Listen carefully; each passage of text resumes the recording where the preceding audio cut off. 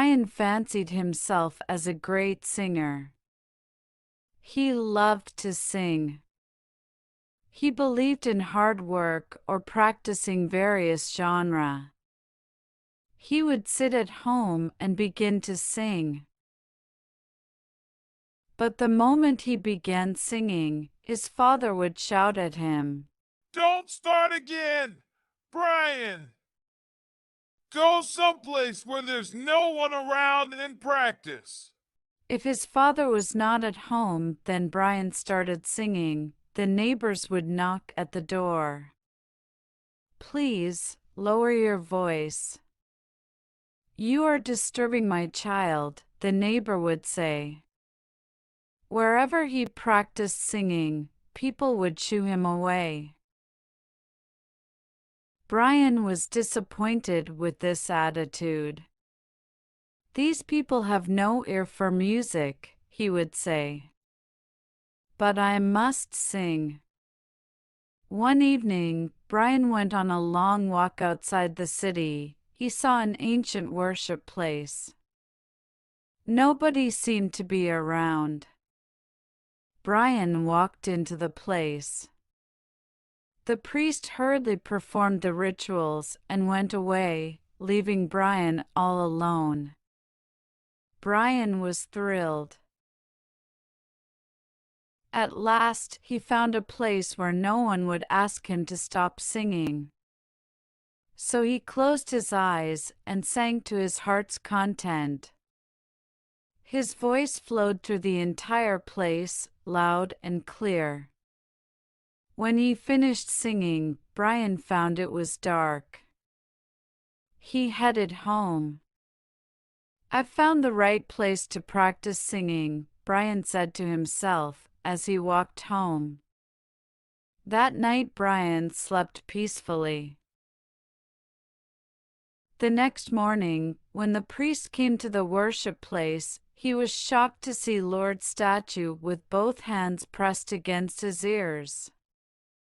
This had never happened before. It was Sunday, and soon the king would be coming to the place. What would he say? Before he could take any action, royal guards arrived and announced that the king was on his way to the worship place. Soon enough, the king himself entered the place. He joined his hands in salutation and closed his eyes in prayer. Only when he opened his eyes, he noticed that the Lord had closed his ears, which meant the Lord had not heard his prayer at all.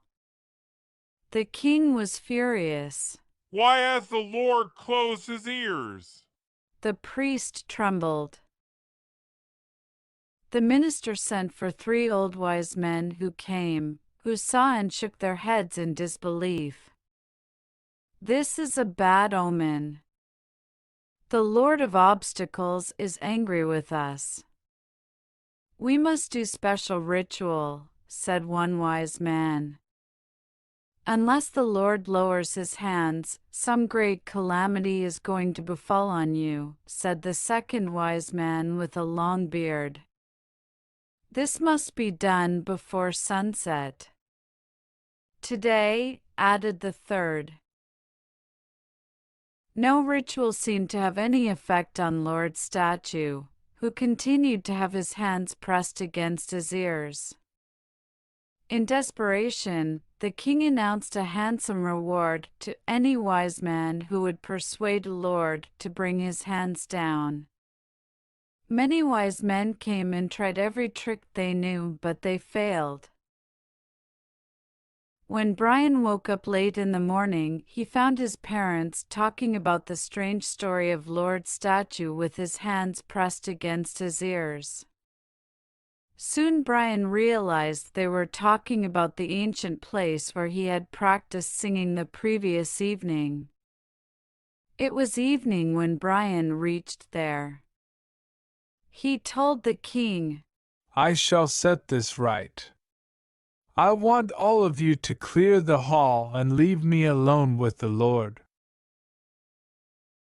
The king and his ministers and priests stepped out of the place. Brian went close to Lord's statue. Lord, I'm the only one who knows why you have closed your ears. People are frightened. Please put your hands down. There was no response from the Lord. All right, I'll give you 5 minutes. If you do not answer our prayer, I'll start singing again. As he turned his back, Lord hurriedly brought his hands down. Brian bowed to Lord's statue and promised that he would never sing in this place again. Brian invited the king in. The king was thrilled to see the Lord as before and said, Ah, now he will hear my prayer. The king gave a handsome reward to Brian, who used the money to join singing classes back in the city. Thank you for watching. Please like, share, subscribe for more videos, press the bell icon and select all to get notifications.